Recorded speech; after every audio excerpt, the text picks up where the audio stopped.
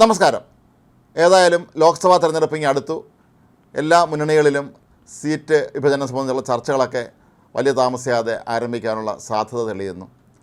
ഇവിടെ ഇപ്പോൾ ഏറ്റവും ചർച്ചാ വിഷയമാകുന്ന കാര്യങ്ങളിലൊന്ന് UDFിൻ്റെ സീറ്റ് വിഭജനം തന്നെയാണ്. UDFിലെ ഒരു പ്രധാനപ്പെട്ട ഘടകകക്ഷിയായിരുന്ന കേരള കോൺഗ്രസിൻ്റെ മാണി ഭാഗം മുന്നണി വിട്ടുപോയി. അവർ ഇടതുമുന്നണിയുടെ ഭാഗമാണ്. ജോസഫ് ഗ്രൂപ്പ് മാത്രമാണ് ഇപ്പോൾ മുന്നണിയിലുള്ളത്. മുന്നണിയിലെ രണ്ടാമത്തെ ഏറ്റവും വലിയ ഘടകകക്ഷി മുസ്ലിം ലീഗ് തന്നെയാണ്. അന്നും ഇന്നും UDFിലെ ഏറ്റവും വലിയ രണ്ടാമത്തെ ഘടകകക്ഷി മുസ്ലിം ലീഗ് തന്നെയാണ്.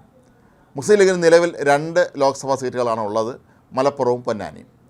നേരത്തെ മണ്ഡല വിഭജനത്തിനൊക്കെ മുമ്പ് ഇത് മഞ്ചേരിയും പൊന്നാനിയുമായിരുന്നു.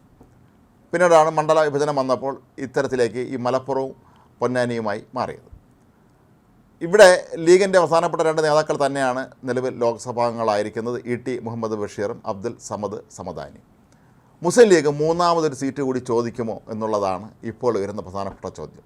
മുസ്ലിം ലീഗ് മൂന്നാമത്തെ സീറ്റ് ചോദിക്കാൻ തന്നെയാണ് സാധ്യത എന്നാണ് മനസ്സിലാക്കാൻ കഴിയുന്നത്. എന്നാൽ ഇക്കാര്യത്തിന് വേണ്ടി അവർ കടുംപിടുത്തം നടത്താനുള്ള സാധ്യത ഇല്ല എന്നാണ് നിലവിലെ രാഷ്ട്രീയ പരിസ്ഥിതികളിൽ നമുക്ക് മനസ്സിലാക്കാനും കഴിയുന്നത്. നേരത്തെ 2011 ഉമ്മൻചാണ്ടി മന്ത്രിസഭയുടെ കാലത്ത് അന്ന് മുസ്ലിം ലീഗിന് 4 മന്ത്രിസ്ഥാനങ്ങളാണ് ഉണ്ടായിരുന്നത്. 5ാം മന്ത്രി ആവശ്യപ്പെട്ടുകൊണ്ട് മുസ്ലിം ലീഗ് നിരന്തരമായി സമ്മർദ്ദം ചെലുത്തുകയും മന്ത്രിസഭ നിലവിൽ വന്ന് 1 വർഷം പോലും ആകുന്നതിന് മുമ്പ് 5ാമതൊരു മന്ത്രിയെ കൂടി ലീഗിന് കൊടുക്കേണ്ടതായ അവസ്ഥ വന്നിരുന്നു. അന്ന് CPM വിട്ട് ലീഗിൽ ചേർന്ന മഞ്ഞളാംകുഴി അലിയാണ് ലീഗിൻ്റെ മന്ത്രിയായത്. ഈ 5ാം മന്ത്രി വിവാദം പിന്നീട് പല ഘട്ടങ്ങളിലും കോൺഗ്രസ്സിന് ഒരുപാട് പ്രശ്നങ്ങളുണ്ടാക്കി എന്നുള്ളത് സത്യമാണ്. പ്രധാനമായും 2016 നിയമസഭാ തെരഞ്ഞെടുപ്പിന് ക്രൈസ്തവ വോട്ടുകൾ ഒരു പരിധിവരെ LDFിലേക്ക് പോകുന്നതിന് ഇതൊരു കാരണമായി എന്ന് പറയപ്പെടുന്നുണ്ട്. കാരണം ലവ് ജിഹാദുമൊക്കെ തന്നെ ബന്ധപ്പെട്ട് ഒരുപാട് വിവാദങ്ങൾ ഉയരുന്ന ഒരു കാലഘട്ടമാണിപ്പോൾ.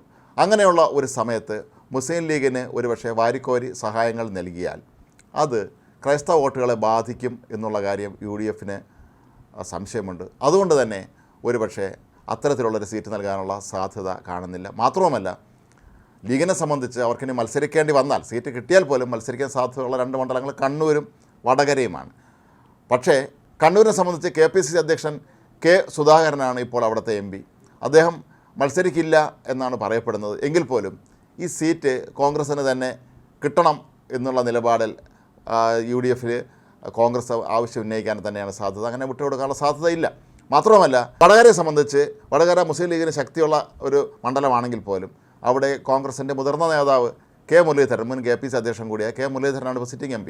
അദ്ദേഹം വീണ്ടും മത്സരിക്കാൻ തയ്യാറാണ് എന്നും അറിയിച്ചിട്ടുണ്ട്. അപ്പോൾ ഈ ഒരു സാഹചര്യത്തിൽ മുസ്ലിം ലീഗ് അങ്ങനെ ഒരു മൂന്നാമതൊരു സീറ്റിന് വേണ്ടി തർക്കിക്കാനുള്ള സാധ്യതയില്ല. മാത്രമല്ല, പിന്നെ മുസ്ലിം ലീഗിന് ഏറ്റവും ശക്തിയുള്ള ലോക്സഭാ മണ്ഡലം വയനാടാണ്.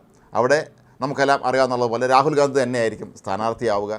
അതല്ലാതെ ഉത്തരേന്ത്യയിൽ ഒരു ഉറപ്പുള്ള സീറ്റ് കോൺഗ്രസ്സിന് ശരിക്കും പറഞ്ഞാൽ ഇപ്പോഴും ഇല്ല എന്നുള്ള സത്യം മുൻനിർത്തി രാഹുൽ ഗാന്ധി കേരളത്തിൽ വയനാട്ടിൽ വന്ന് തന്നെ മത്സരിക്കാനാണ് സാധ്യത. ഏതായാലും കേരളത്തിലെ തെരഞ്ഞെടുപ്പുകളിലെല്ലാം തന്നെ നിയമസഭയിലും ലോക്സഭയിലൊക്കെ തന്നെ സമുദായ സമവാക്യങ്ങൾ വളരെ പ്രധാനപ്പെട്ട ഒരു കാര്യമാണ്. കേരള കോൺഗ്രസിനെ സംബന്ധിച്ച് ക്രൈസ്തവ ഭൂരിപക്ഷമുള്ള രാഷ്ട്രീയ പാർട്ടി തന്നെയാണ് കേരള കോൺഗ്രസ്. അവിടെ മാണി ഗ്രൂപ്പിലെ വലിയൊരു വിഭാഗം മുന്നണി വിട്ട് മാറിയപ്പോൾ ഇപ്പോൾ ജോസഫ് ഗ്രൂപ്പ് മാത്രമാണ് UDFിനൊപ്പമുള്ളത്. അവിടെ ഇപ്പോൾ PJ ജോസഫിനെ, മോഹൻ ജോസഫിനെയൊക്കെ പോലെയുള്ള വളരെ കുറച്ച് നേതാക്കൾ മാത്രമേ ഉള്ളൂ. ഒരു പക്ഷേ KM മാണിക്കും അദ്ദേഹത്തിൻ്റെ പിൻഗാമിക്കും എല്ലാം ഉള്ള ആ ഒരു ആധിപത്യം, അധീശത്വം ഒരു പക്ഷേ കേരള ജോസഫ് ഗ്രൂപ്പിന് കുടിയേറ്റ മേഖല ഉൾപ്പെടെയുള്ള സ്ഥലങ്ങളിൽ ഉണ്ടോ എന്ന് ഇപ്പോഴും സംശയമാണ്. ഒരു പരിധിവരെ LDFിന് കഴിഞ്ഞ നിയമസഭാ തെരഞ്ഞെടുപ്പിൽ ഭരണം നിലനിർത്താൻ കഴിഞ്ഞതുപോലും കേരള കോൺഗ്രസ് മാണി ഗ്രൂപ്പ് കൂടി അപ്പുറത്തേക്ക് ചെന്നതുകൊണ്ടാണ് എന്ന് നമുക്ക് വേണമെങ്കിൽ പറയുകയും ചെയ്യാം. അപ്പോൾ ഈ ഒരു സന്ദർഭത്തിൽ മുസ്ലിം ലീഗ് ഒരു കാരണവശാലും ഈ സീറ്റിന് വേണ്ടി, ഒരു മൂന്നാമതൊരു സീറ്റിന് വേണ്ടി വാശി പിടിക്കാൻ സാധ്യതയില്ല എന്ന് തന്നെയാണ്. ഒരു പക്ഷേ അടുത്ത പ്രാവശ്യം നടക്കുന്ന നിയമസഭാ തെരഞ്ഞെടുപ്പിൽ അവർ കൂടുതൽ സീറ്റുകൾ ചോദിക്കാൻ തന്നെയാണ് സാധ്യത.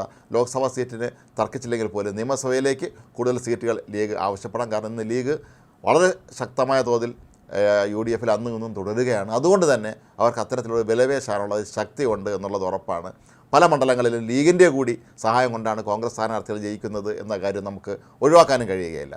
അതുകൊണ്ട് തന്നെ ഈ തെരഞ്ഞെടുപ്പിൽ, ഈ വരുന്ന ലോക്സഭാ തെരഞ്ഞെടുപ്പിൽ മുസ്ലിം ലീഗ് മൂന്നാം സീറ്റിന് വേണ്ടി വാദിക്കുമെങ്കിൽ പോലും അക്കാര്യത്തിന് വേണ്ടി പിടിവാശി കാട്ടാൻ സാധ്യതയില്ല എന്ന് തന്നെ നമുക്ക് വിലയിരുത്താം.